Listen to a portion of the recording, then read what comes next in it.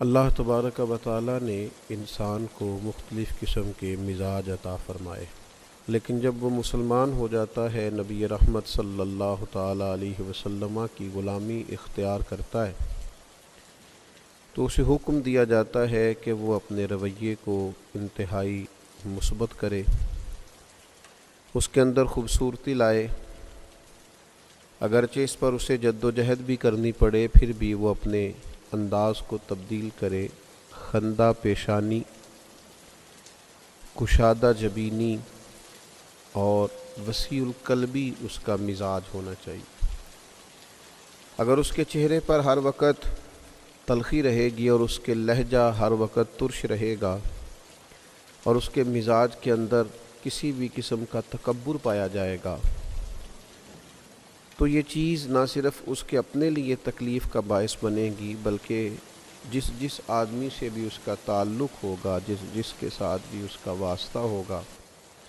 وہ سب لوگ اس کے رویے کی وجہ سے تکلیف کا شکار ہو جائیں گے۔ جن لوگوں کے مزاج کے اندر ترشروئی ہوتی ہے، تلخی ہوتی ہے، وہ سخت گیر ہوتے ہیں، ان کی وجہ سے سب سے زیادہ تکلیف میں ان کے قریبی لوگ ہوتے ہیں، ان کے والدین، بہن بھائی، بیوی بچے۔ اگر ان کے ماتحت کچھ لوگ کام کرتے ہیں تو وہ سارے لوگ، جتنے لوگوں کے ساتھ اس کا تعلق ہوتا ہے، وہ سب لوگ اس کی وجہ سے تکلیف کا شکار ہو جاتے ہیں۔ اس کے برعکس جن لوگوں کی طبیعت کے اندر اللہ تبارک و تعالی نے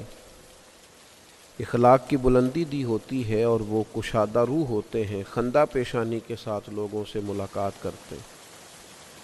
ان کے ساتھ جتنے بھی لوگ وابستہ ہوتے ہیں وہ یوں محسوس کرتے ہیں جس طرح وہ کسی ٹھنڈی چھاؤں میں وقت گزار رہے ہیں۔ جس سائے میں وہ بیٹھے ہوئے ہیں وہ سایہ گھنا بھی ہے اور گہرا بھی ہے۔ اور پھر بہت سارے ایسے لوگ جو پریشان حال ہوتے ہیں، تکلیف میں ہوتے ہیں، آزمائش میں ہوتے ہیں،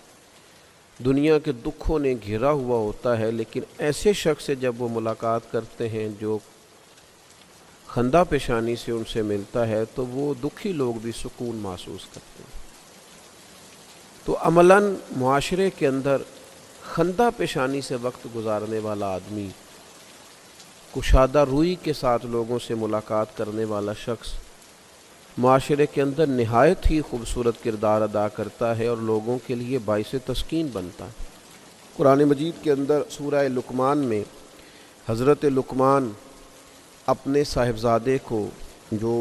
نصیحتیں فرماتے ہیں، اور اللہ تعالیٰ نے ان باتوں کو قرآن حکیم میں بیان کیا، ان میں ایک بات حضرت لقمان نے اپنے صاحبزادے سے یہ بھی فرمائی تھی، فرمایا وَلَا تُصَغِّرْ خَدَّكَ لِلنَّاسِ، لوگوں سے بات کرتے وقت اپنا رخسار ٹیڑھا نہ کر، منہ ٹیڑھا کر کے لوگوں سے بات نہ کر، وَلَا تَمْشِي فِي الْأَرْضِ مَرَحًا، اور زمین پہ اکڑتے ہوئے نہ چل، إِنَّ اللَّهَ لَا يُحِبُّ كُلَّ مُخْتَالٍ فَخُورٍ، بے شک اللہ تعالیٰ کو ہر اکڑنے والا اور تکبر کرنے والا ناپسند ہے۔ بیٹا جب تو لوگوں سے بات کرے تو منہ کو ٹیڑھا کر کے، اپنے رخسار کو ٹیڑھا کر کے، اپنے لہجے کو ترش کر کے بات نہ کر، تیرا انداز خوبصورت ہو، گفتگو کرتے وقت تیرے چہرے پر تبسم ہو، تیرے لہجے کے اندر ٹھہراؤ ہو، بردباری ہو۔ نبی اکرم صلی اللہ تعالی علیہ وسلم نے ارشاد فرمایا ہے، حضور سید عالم صلی اللہ تعالی علیہ وسلم اپنے غلاموں کی تربیت کرتے ہیں اور ارشاد فرماتے ہیں کہ یاد رکھنا، تم ہرگز اپنے مال کے ذریعے لوگوں کو اپنا گرویدہ نہیں کر سکتے۔ تم پیسے بانٹو گے، تم لوگوں کو دو گے تو تمہارے گرویدہ ہو جائیں گے، یوں نہیں ہو سکتا۔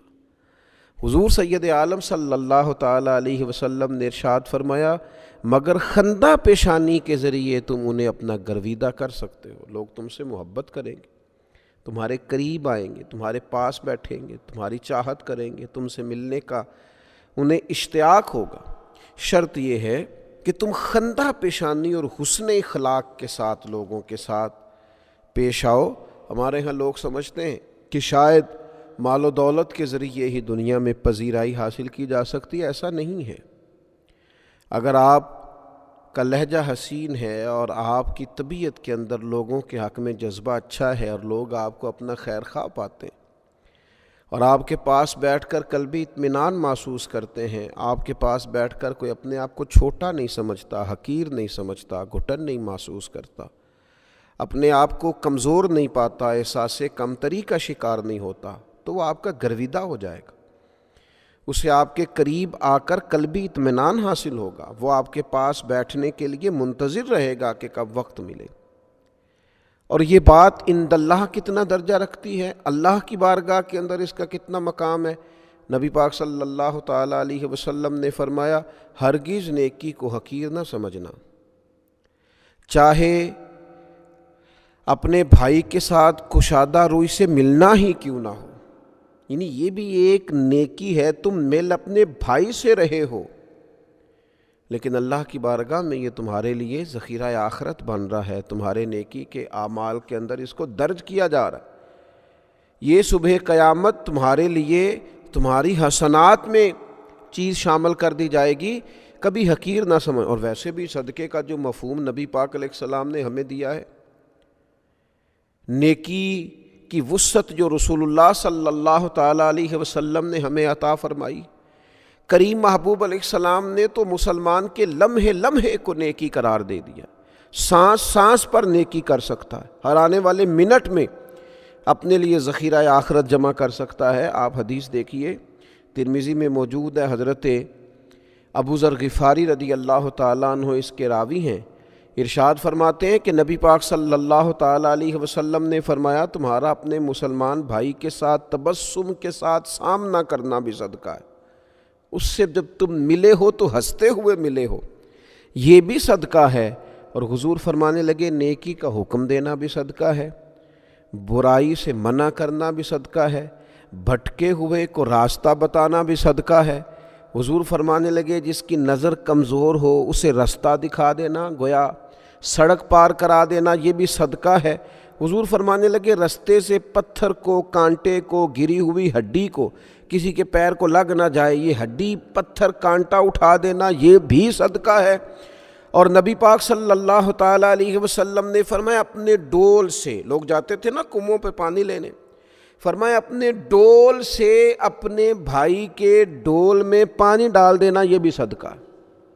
اتنی بڑی وسعت رسول کائنات علیہ الصلاۃ والسلام نے نیکی کو عطا کی، یعنی آپ کی نیت نیکی کرنے کی ہو جائے، آپ کا مزاج نیکی کرنے کا ہو جائے تو ہر گام میں نیکی ملے گی۔ تو تھوڑی سی نا خندہ پیشانی، یعنی بعض لوگ ہمیشہ ناراض ہی ملیں گے،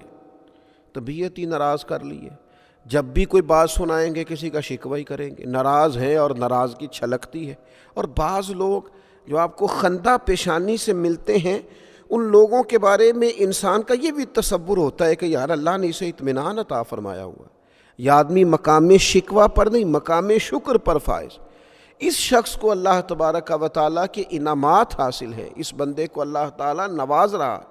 یہ انسان، اس کے چونکہ چہرے پر تبسم ہے، خندہ پیشانی ہے، خوبصورتی ہے، تو محسوس ہوتا ہے کہ اللہ تعالیٰ کی عنایات میں وقت گزارتا ہے۔ مسکرانا چاہیے، خوش رہنا چاہیے۔ بعض لوگ جب بھی ملتے ہیں بیچارے کوئی اچھی خبر نہیں دیتے، کوئی نہ کوئی پریشانی ہے، معاشرے میں حالات خراب ہی ہیں، کسی نہ کسی جگہ کوئی نہ کوئی انہوں نے شر دیکھ ہی لیا ہے۔ لیکن کچھ لوگ ایسے ہیں، وہ جب بھی ملتے ہیں نا، ان کا اطمینان دیکھ کر کچھ دکھ بندے کو بھول جاتے ہیں، ان کی طبیعت، ان کے مزاج میں بردباری دیکھ کر، حلم دیکھ کر، سکون دیکھ کر، اللہ کے انعامات پر ہر وقت وہ مقام شکر پر اس طرح فائز ہیں کہ ان سے مل کے سکون سا ملتا ہے، یعنی جن سے مل کر زندگی سے پیار ہو جائے۔ وہ لوگ آپ نے شاید نہ دیکھے ہوں مگر ایسے بھی ہیں، ان سے ملاقات کر کے اندازہ ہوتا ہے کہ زندگی تو بڑی خوبصورت ہے، بڑی پیاری ہے، بڑی حسین ہے۔ حضرت یحییٰ بن کثیر سے مروی ہے، ایک شخص بہت مسکرایا کرتا تھا، خندہ پیشانی کے ساتھ ہی ہمیشہ اس کے تبسم ہی رقصہ رہتا تھا، بہت مسکراتا تھا۔ تو نبی کریم صلی اللہ تعالیٰ علیہ وسلم کی بارگاہ کے اندر اس بندے کا ذکر کیا گیا،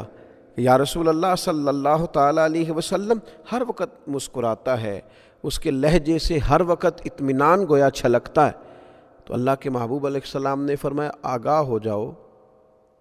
وہ مسکراتے ہوئے ہی جنت میں داخل کر دیا جائے گا۔ چونکہ مسکراتا ہے، خندہ پیشانی سے رہتا ہے، وہ چونکہ پیار بانٹتا ہے، محبتوں کو فروغ دیتا ہے،